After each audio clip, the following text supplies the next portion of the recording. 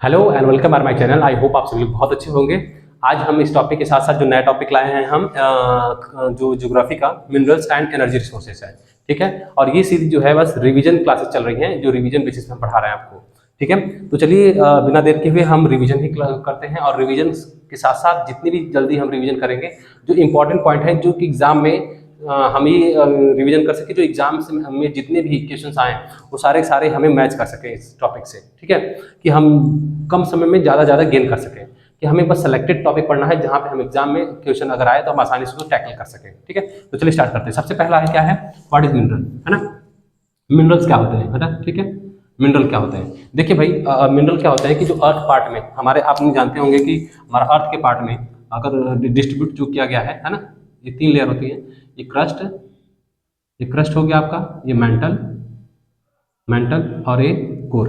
ये 3 प्रकार के भागों में डिस्ट्रीब्यूट किया गया है। और आप देखोगे यहाँ पे क्रस्ट में भी कुछ हमें मिनरल्स मिलते हैं, मेटल्स में भी, कोर में खैर बहुत डेप्थ होता है। यहाँ पे लिक्विड फॉर्म में आयरन मौजूद होते हैं।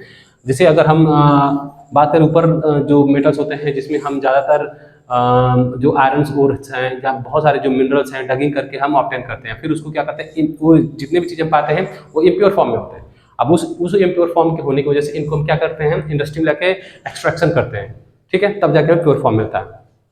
तो कहने का मिनरल्स क्या होते हैं, मिनरल्स एक ऐसे सब्सटेंस होते हैं जो ऑर्गेनिक, मिनरल्स क्या हो गए, ये ऑर्गेनिक एंड इनऑर्गेनिक सब्सटेंस होते हैं, ठीक है। मतलब आपके मिनरल्स ऑर्गेनिक और इनऑर्गेनिक के सब्सटेंस होते हैं, जो कंबाइंड होते हैं, जो इम्प्योर फॉर्म में मौजूद होते हैं, जो पृथ्वी के क्रस्ट में मौजूद होते हैं या मेंटल में मौजूद होते हैं, और उनको हम डगिंग करके बाहर निकालते हैं इन इम्प्योर फॉर्म में, ठीक है। तो उसे क्या बोलते हैं, मिनरल्स। और जो कुछ रॉक्स के, या फिर हम ये कह सकते हैं जो रॉक्स होते हैं वो भी एक क्या है, हमारे मिनरल्स हैं। उन रॉक से हम क्या करते हैं, इन मिनरल्स को ऑब्टेन करते हैं। जैसे अगर हम बात करें, जैसे मान लीजिए ये आपका वल्केनो है, ठीक है।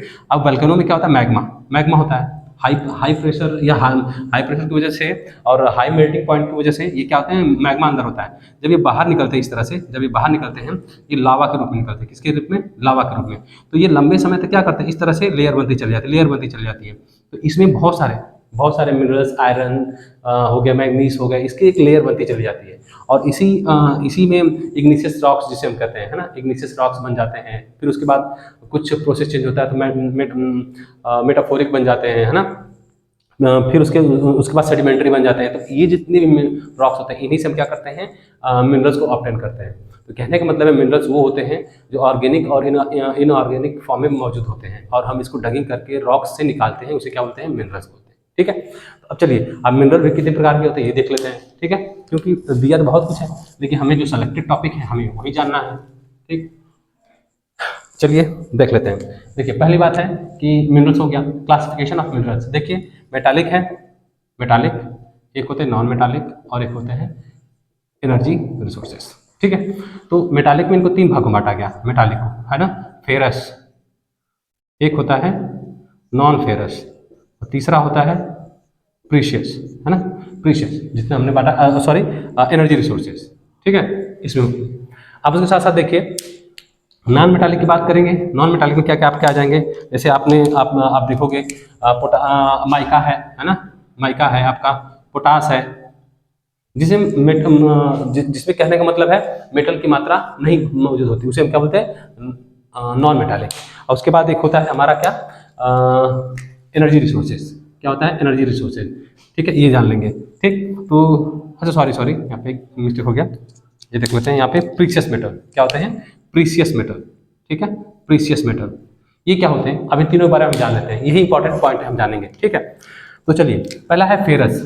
हमने पता मेटल के बारे में जान लिया। फेरस क्या होता है, फेरस वो होते हैं जैसे आयरन है, मैग्नीज है ना। इस प्रकार के जो मिनरल्स होंगे वो क्या कहलाएंगे, इस प्रकार के जो एलिमेंट्स होंगे उसे हम क्या बोलते हैं, फेरस, ठीक है। और फेरस की अगर बात करें तो ये प्योर फॉर्म में नहीं होते, इम्प्योर फॉर्म में होते हैं, ठीक है। तो मतलब जैसे अगर हम इम्प्योर फॉर्म की बात करें, जैसे ओर होते हैं, ओर क्या होता है, ओर अयस्क जिसे कहते हैं। मतलब कि अगर कोई जैसे मान लीजिए मैं बोलूँ अगर कि कोई एलिमेंट आपको ऑब्टेन करना है, जैसे मान लीजिए NaCl है, ठीक है। अब NaCl क्या है, या हम इसको कंबाइन करके बनाए हैं। लेकिन अगर मैं बोलूँ कि इसमें हाफ H2O की मात्रा है, तो ये इसमें H2O की मात्रा है, ठीक है। या फिर अगर हम इसको बस बाहर निकाल लें तो बस हमें क्या मिल जाएगा, नमक मिल जाएगा। तो ये इस प्रकार से क्या है, एक प्योर फॉर्म में मिल गया हमें। उसी तरह जैसे ये है ओर है, तो क्या है कि मान लीजिए ये आयरन ओर है, तो इसमें बहुत सारे इम्प्योरिटीज होंगी, इसमें बहुत सारे इम्प्योरिटीज होंगी, और इस इम्प्योरिटीज को जब दूर करेंगे तभी हमें क्या मिलेगा, आयरन मिलेगा, ठीक है। तो इसी तरह हम जैसे मैग्नेटाइट हो गया है ना, इसके जैसे अगर हम बात करेंगे क्या नाम है आयरन की, तो जैसे इसके जो क्या नाम है और क्या क्या होते हैं, जैसे मैग्नेटाइट है ना, मैग्नेटाइट, ठीक, हेमेटाइट, हेमेटाइट, इस प्रकार के जो हम मटेरियल को प्राप्त करते हैं पृथ्वी के अंदर से, गर्भ से डगिंग करके, तो उसे क्या बोलते हैं, हम ओर बोलते हैं। अब इस ओर को जब हम इंडस्ट्री में प्योरीफाई करते हैं, एक्सट्रैक्शन करते हैं, तो हमें क्या मिलता है, आयरन, क्या मिलता है, आयरन मिल जाता है। तो ये जो भी हम चीजें प्राप्त करते हैं वो इम्प्योर फॉर्म में मौजूद होती है, प्योर फॉर्म में मौजूद नहीं होती हैं। वीडियो चल रहा है ना, ठीक है, वो इम्प्योर फॉर्म में होती है, उसे ही हम क्या बोलते हैं, ओर, क्या बोलते हैं, ओर। मतलब ओर एक ऐसा एलिमेंट होता है जिसमें इम्प्योरिस्ट फॉर्म में मौजूद होते हैं, जो पृथ्वी के गर्भ में होते हैं, या डगिंग करके हम उसको जब ऑब्टेन करते हैं और जब उसको हम एक्सट्रैक्शन करते हैं तो उसे ही हम क्या बोलते हैं, ओर, ठीक है, उसे ही ओर बोलते हैं। क्योंकि ओर जो होता है, ओर और जो हमारा एलिमेंट है दोनों डिफरेंस होता है, क्योंकि ओर जो होता है इम्प्योर फॉर्म होता है, और जब हम आयरन निकाल लेते हैं तो क्या होता है, प्योर फॉर्म हो जाता है, ठीक है। तो इसलिए हमें नहीं कह सकते कि भैया आयरन है नीचे, हम उसको डगिंग क्या निकाल लिया, दैट इज अ रॉन्ग, क्योंकि जब भी हम निकालेंगे तो क्या निकालेंगे, ओर निकालेंगे, ठीक है। अब आगे देखते हैं नॉन फेरस। नॉन फेरस देखिए क्या होते हैं, जैसे मान लीजिए हम जैसे like a copper, like a copper, एक चीज और ध्यान दीजिएगा, अगर सबसे चलिए अभी बता दे रहे हैं, ठीक है, लाइक अ कॉपर, कॉपर हो गया है ना, कॉपर हो गया, आपका एल्युमिनियम हो गया है ना, कॉपर एल्युमिनियम हो गया, इस प्रकार के जो चीजें होती हैं उसे क्या कहलाते हैं, नॉन फेरस। और इनका प्रयोग हम कहाँ कर सकते हैं, इलेक्ट्रिसिटी में, कहाँ कर सकते हैं, इलेक्ट्रिसिटी वायरिंग में, वायर में, ठीक है, इसका प्रयोग कर सकते हैं। प्रीशियस मेटल आपके क्या हो जाएंगे, जैसे गोल्ड, सिल्वर, है ना, सिल्वर, ब्रॉन्ज, है ना, इस प्रकार के आपके प्रीशियस मेटल हो गए। तो तीनों डिफरेंस आ गया, फेरस में आयरन हो गया, मैग्नीशियम हो गया, ठीक, नॉन फेरस में क्या हो जाएगा, कॉपर हो गया, आपका एल्युमिनियम हो गया, प्रीशियस में क्या आ जाएंगे, आपके गोल्ड और सिल्वर आ जाएंगे। तो ये आपका इनका कैटेगराइजेशन है, ठीक है, इनको क्वालिफिकेशन किया गया। अब उसके साथ साथ अगर हम देखें इनको एक नॉन फेरस में आ जाए, ठीक है, नॉन फेरस में इनको पहले मैंने 3 भागों में बांटा, क्या बोलते हैं, मिनरल, मेटल, है ना, मेटल में बांटा था, फिर नॉन मेटालिक और एक एनर्जी रिसोर्सेज। अब इनको हम फेरस, नॉन फेरस और प्रीशियस में बांटे, ठीक है। अब इसको देख, ये क्या है, जो नॉन मेटालिक है, जैसे मान लीजिए हमने क्या क्या आपको बताया, माइका, क्या बताया आपका, माइका, यहाँ पे दिया ना, माइका और पोटास। आपने माइका का, जिसे हम हिंदी में कहते हैं अब्रक, और माइका का प्रयोग देखा होगा बैकेलाइट में किया जाता है, उसको इंसुलेटेड रूप में किया जाता है, किस रूप में, इंसुलेटेड रूप में किया जाता है, इंसुलेटेड फॉर्म में किया जाता है। जैसे मान लीजिए आपने कभी कभी जो जितने भी इलेक्ट्रिक उपकरण बनाए जाते हैं उसको हमें इलेक्ट्रिसिटी से प्रोटेक्ट करने के लिए हमें उस पर एक लेयर लगाई जाती है, तो वो किसका, ये बैड कंडक्टर होता है, किसका, इलेक्ट्रिसिटी का, इसीलिए हम इसका यूज करते हैं इलेक्ट्रिसिटी में, ठीक है, माइका का प्रयोग, इसलिए माइका का प्रयोग इलेक्ट्रिसिटी में यूज होता है। पोटास का है, नॉर्मली हम लोग जो ऐसे बहुत सारे फर्टिलाइजर्स होते हैं, है ना, वो नॉन मेटालिक होते हैं, उसमें मेटल की मात्रा नहीं होती है। आगे है एनर्जी रिसोर्सेज। एनर्जी रिसोर्स की बात करेंगे, क्या कर सकते हैं, जैसे पेट्रोल हो गया, पेट्रोल हो गया, डीजल हो गया, है ना, सीएनजी हो गया, है ना, ये सब क्या है, एनर्जी रिसोर्सेज है। अब इस एनर्जी रिसोर्सेज को हम भी क्या मानते हैं, मिनरल्स ही है, एक प्रकार से क्या है ये, मिनरल्स, इनको भी हम कहाँ करते हैं, डगिंग करके पृथ्वी के गर्भ से निकालते हैं। तो आई होप ये तीनों चीजें क्लियर हो गई होंगी आपको, ठीक है। चलिए आगे देखते हैं, नेक्स्ट आगे देख लेते हैं भाई। देखिए आगे हम देखेंगे ये हो गया टॉपिक आयरन ओर। अब देखिए आयरन में क्या है कि अब इन दोनों के बारे में जान लेते हैं कि इसमें प्रोडक्शन कहाँ कहाँ होता है ना। तो अगर हम देखें आयरन ओर की बात करें, है ना, आयरन ओर की बात करें, और क्या आपका है, मैंगनीज की बात करें, ठीक है। तो अगर इन दोनों की बात करें तो सबसे मैक्सिमम प्रोडक्शन याद रखिएगा, आपसे एग्जाम पूछेगा तो यही पूछेगा, मैक्सिमम प्रोडक्शन, मैक्सिमम प्रोडक्शन कहाँ होता है, तो दोनों का ओडिशा, याद रखिएगा, ओडिशा। अगर वहीं पे अगर हम कॉपर की बात करें तो कॉपर करके 52% समथिंग, इसके इससे ज़्यादा ही समथिंग प्रोडक्शन करता है हमारा एमपी, है ना, ये पूछ सकते हैं आपसे, बस इंपॉर्टेंट पॉइंट, ठीक है। मतलब कॉपर सबसे अधिक प्रोडक्शन कहाँ करेगा, एमपी करेगा, और सबसे अधिक आयरन और मैग्नीज का प्रोडक्शन कौन का, उड़ीसा करेगा। और उसके साथ साथ एक चीज और है, बॉक्साइट, है ना, बॉक्साइट, बॉक्साइट का भी प्रोडक्शन अब कौन करेगा, उड़ीसा करेगा। ये याद रखिएगा, तीनों टॉपिक याद रखिएगा, तीनों पॉइंट्स याद रखेंगे आप कि भाई सबसे अधिक जो प्रोडक्शन है आयरन ओर हो गया, या फिर क्या नाम है, आयरन ओर हो गया, या फिर मैग्नीज हो गया, इन दोनों का प्रोडक्शन भी उड़ीसा करता है। बॉक्साइट का प्रयोग भी सबसे अधिक कौन करता है, उड़ीसा करता है। और लेकिन कॉपर का सबसे अधिक प्रोडक्शन कौन करता है, मध्य प्रदेश, एमपी करता है। तो एग्जाम में आपसे ऑब्जेक्टिव टाइप में पूछ सकता है कि maximum which state have a maximum production of the copper, that is a MP.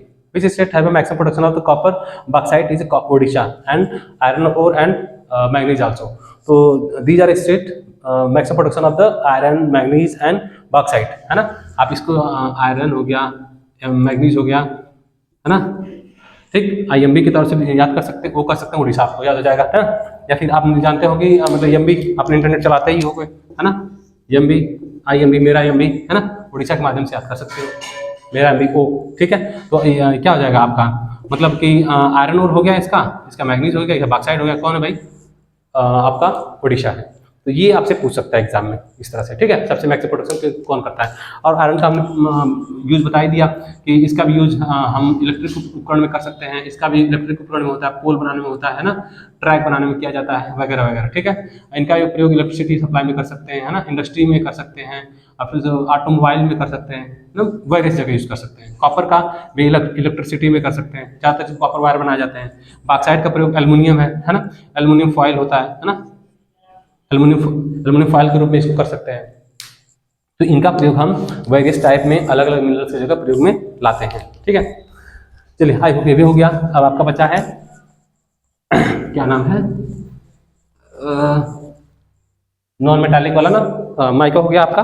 ये भी नॉन मेटालिक, कॉपर की बात कर लिया, बॉक्साइट की बात कर लिया, आपका नॉन मेटालिक जिसमें आपके साल्ट हो गया, माइका हो गया, पोटास हो गया, हमने इसकी बात कर लिया। अब फिर एनर्जी रिसोर्सेज क्या क्या है ना, आप बात कर लेते हैं एनर्जी रिसोर्सेज की, ठीक है। हमने देखा होगा एनर्जी रिसोर्सेज के पहले हमने बात पढ़े होंगे, है ना।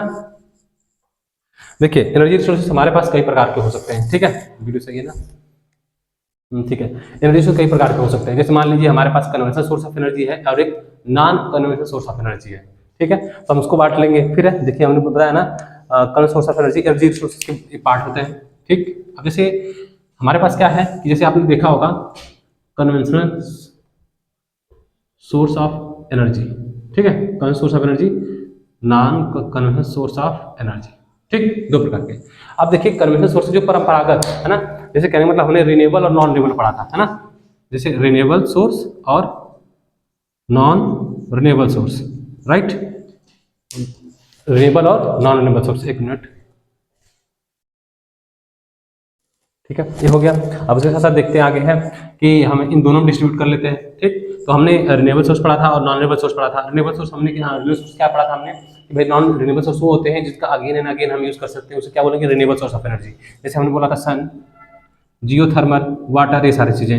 नॉन रिन्यूएबल मतलब क्या था, पेट्रोल था, पेट्रोलियम था, या पेट्रोल है, डीजल है, कैरोसिन है ना, ये सब आपका नॉन रिन्यूएबल, उसी के ये पार्ट है। उसी के पार्ट में हम देख लेते हैं क्या क्या है।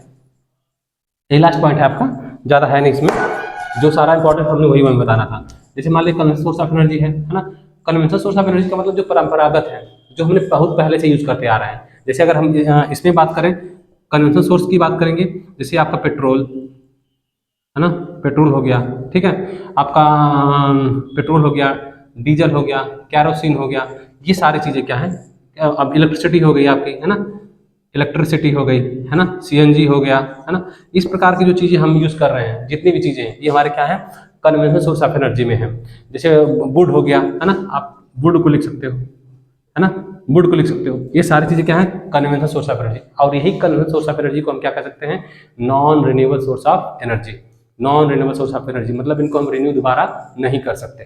तो ये है आपके कन्वेंशनल सोर्स ऑफ एनर्जी। अब उसके साथ साथ non conventional source of energy क्या है, जैसे मैं बोलूँ कि नॉन कन्वेंशनल सोर्स, अब इसमें देखिए आपका कोल भी आ जाएगा, है ना, कोल, है ना, कोल भी क्या है, एक non conventional source of energy है, sorry conventional source of energy है। अब इसे कोल में क्या क्या है, अगर बेस्ट अगर कोल की बात करें तो सबसे आपका क्या आता है, एंथ्रेसाइट,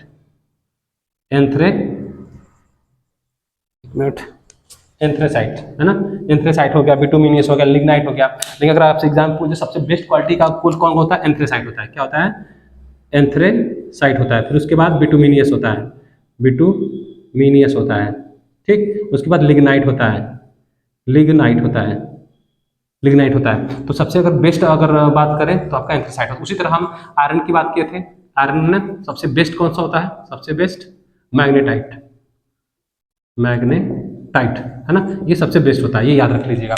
एग्जाम में जो बहुत इंपॉर्टेंट है ये पूछे जा सकते हैं कि सबसे मतलब आयरन ओर में सबसे बेस्ट जो ओर होता है कौन सा होता है, मैग्नेटाइट। उसके बाद हेमेटाइट होता है, सबसे बेस्ट ये होता है मैग्नेटाइट। और उसके साथ साथ अगर हम कोल की बात करें तो सबसे बेस्ट कौन सा होगा, एंथ्रेसाइट। इसमें करीब 90 से लेकर के 95% तक आपका कोल मौजूद होता है ना, कोल। और इसी तरह एक कोक होता है ना, प्योरेस्ट फॉर्म ऑफ द, इसी का एक फॉर्म होता है कोक, COK, कोक है ना, प्योरेस्ट फॉर्म होता है ना। ये इसके कंपैरिजन में, कोल के कंपैरिजन में ये महंगा मिलता है। इसमें से इमिशन नहीं होता, इसको हम इको फ्रेंडली भी कहते हैं। क्या कहते हैं, इको फ्रेंडली भी कहा जाता है, ठीक है, इसको हम इको फ्रेंडली भी कहते हैं। क्यों ऐसा होता है, क्योंकि हम फ्रैक्चर डिस्टिलेशन की एक प्रोसेस करते हैं जिसमें जितने भी कोल्स होते हैं कोल्स होते हैं उसको हम हीट करते हैं, और उसमें सारे के सारे जितने भी अपशिष्ट पदार्थ होते हैं जो मतलब हार्मफुल गैसेज वो बाहर निकल जाते हैं। जो स्लैज बच जाते, जो इंपॉर्टेंट टुकड़े बच जाते हैं है ना कोल के, वही क्या कहलाते हैं, आपके कोक कहलाते हैं। तो प्योरेस्ट फॉर्म ऑफ द जो मिनरल्स होते हैं उसे हम क्या बोलते हैं, कोक। या purest form of the coal क्या कहते हैं, कोक कहते हैं।